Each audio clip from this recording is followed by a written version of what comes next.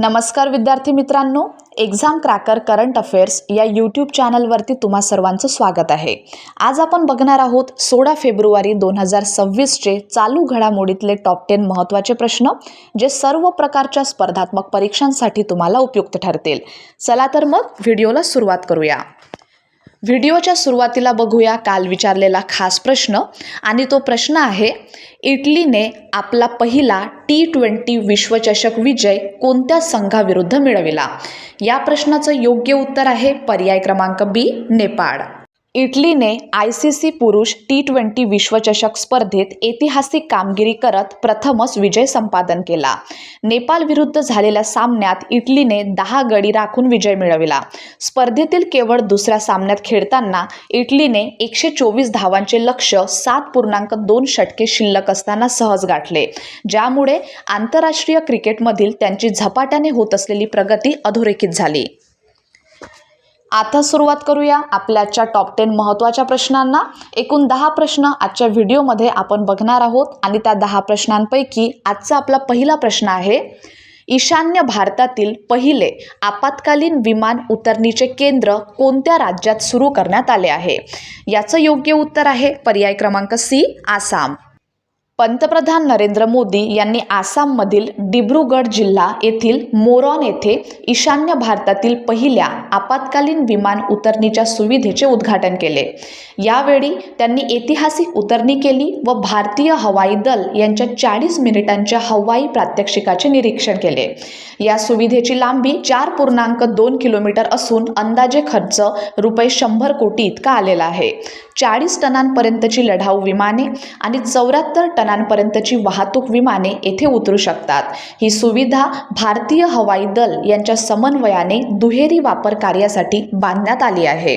प्रश्न दुसरा आहे, रेल्वे व रस्ते वाहतुकीसाठी प्रस्तावित दुहेरी बोगदा कोणत्या नदीखाली बांधण्यात येणार आहे? प्रश्न क्रमांक 2चं योग्य उत्तर आहे पर्याय क्रमांक सी, ब्रह्मपुत्रा। ब्रह्मपुत्रा नदी ही आशियातील प्रमुख आंतरराष्ट्रीय नद्यांपैकी एक असून तिचा उगम तिबेट येथे यारलुंग त्सांगपो या नावाने होतो।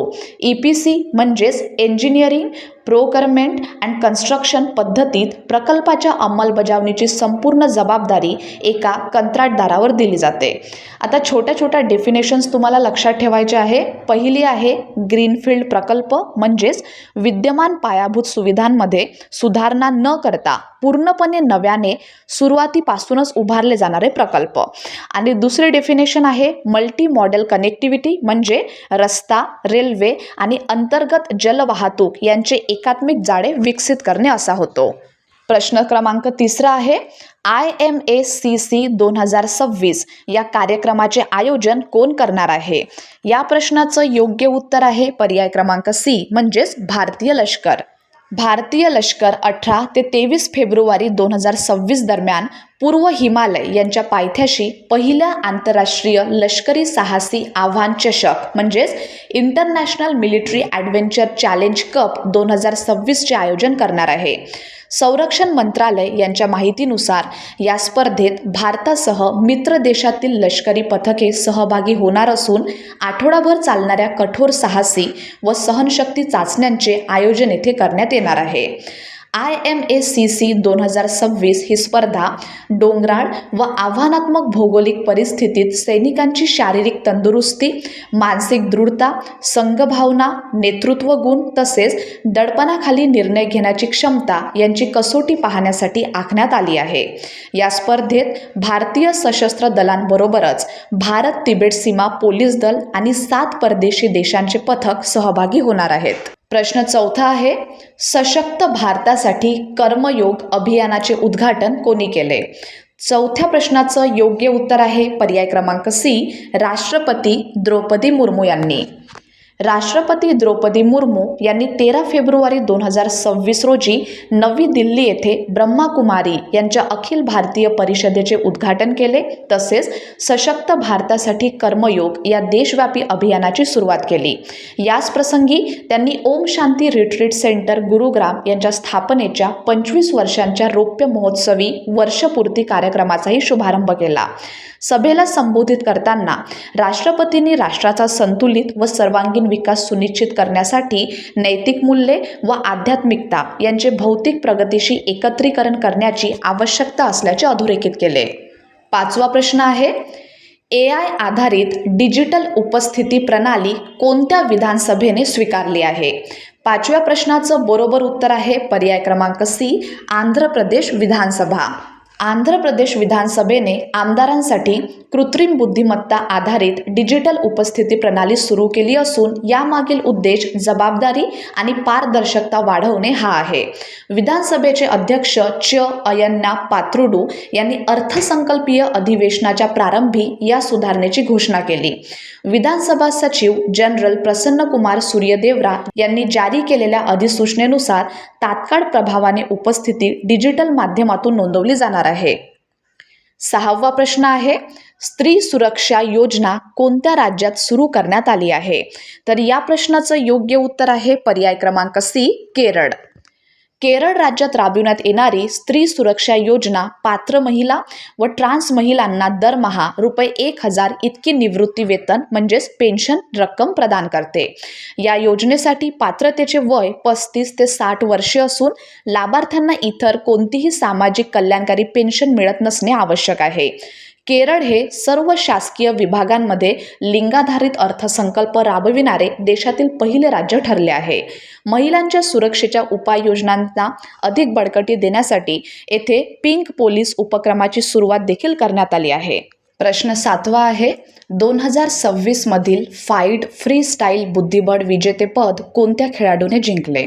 या प्रश्नाचं योग्य उत्तर आहे पर्याय क्रमांक C, मॅग्नस कार्लसन.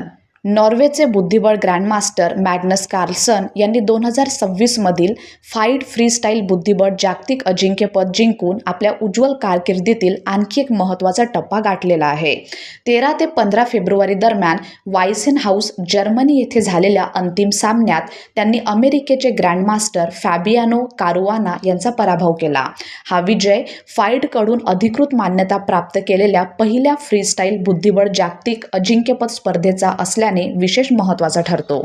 8वा प्रश्न, भारतातील पहिले राष्ट्रीय गो संस्कृती संग्रहालय म्हणजेच नॅशनल काऊ कल्चर म्युझियम कुठे उभारण्यात येत आहे? 8व्या प्रश्नाचं योग्य उत्तर आहे पर्याय क्रमांक C, मथुरा. हे संग्रहालय मथुरा, उत्तर प्रदेश येथे पशुवैद्यकीय विद्यापीठाच्या परिसरात उभारले जाणार आहे. संग्रहालयात देशी गोवंशांचा वैशिष्ट्यांवर तसेच संवर्धन पद्धतींवर विशेष भर देण्यात येणार आहे. हा प्रकल्प गोवंशाधारित ग्रामीण अर्थव्यवस्था आणि शाश्वत शेती यांना एकमेकांशी जोडणारा महत्त्वपूर्ण उपक्रम आहे. मथुरा हे उत्तर भारतातील सांस्कृतिकदृष्ट्या महत्त्वाच्या ब्रज प्रदेशमध्ये वसलेले आहे. 9वा प्रश्न, PM राहत या योजनेअंतर्गत पात्र अपघातग्रस्तांना कमाल किती रकमेपर्यंत मोफत उपचार दिले जातात? 9व्या प्रश्नाचं योग्य उत्तर आहे पर्याय क्रमांक C, ₹1.5 लाख. ही योजना ERSS 112 हेल्पलाईनशी एकात्मिक असून तात्काळ रुग्णवाहिका पाठवणे आणि जवळच्या नियुक्त रुग्णालयाशी समन्वय साधणे शक्य होते. पात्र अपघातग्रस्तांना ₹1.5 लाखांपर्यंत मोफत कॅशलेस उपचार उपलब्ध करून दिले जातात. अपघाताच्या तारखेपासून 7 दिवसांपर्यंत उपचारांचा लाभ मिळतो. जीवाला धोका नसलेल्या प्रकरणात 24 तास आणि जीवघेण्या प्रकरणात 48 तास रुग्ण स्थिरीकरण उपचारांची हमी दिली जाते.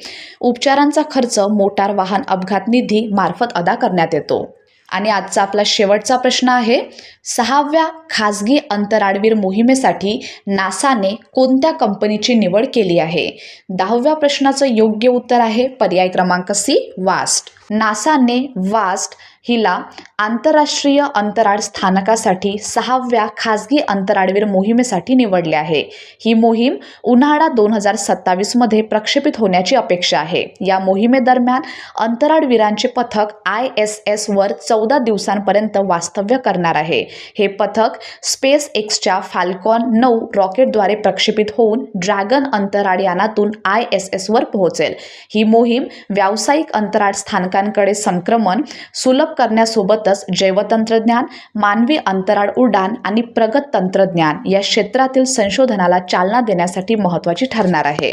तर विद्यार्थी मित्रांनो, हे होते आपल्याचे टॉप 10 महत्त्वाचे प्रश्न. आणि आता आहे तुमच्यासाठीचा खास प्रश्न. CBDC आधारित डिजिटल अन्न कुपन पायलट प्रकल्प कोणत्या राज्यात सुरू करण्यात आला आहे? या प्रश्नाचं उत्तर तुम्हा सर्वांना कमेंट बॉक्समध्ये द्यायचं आहे. धन्यवाद.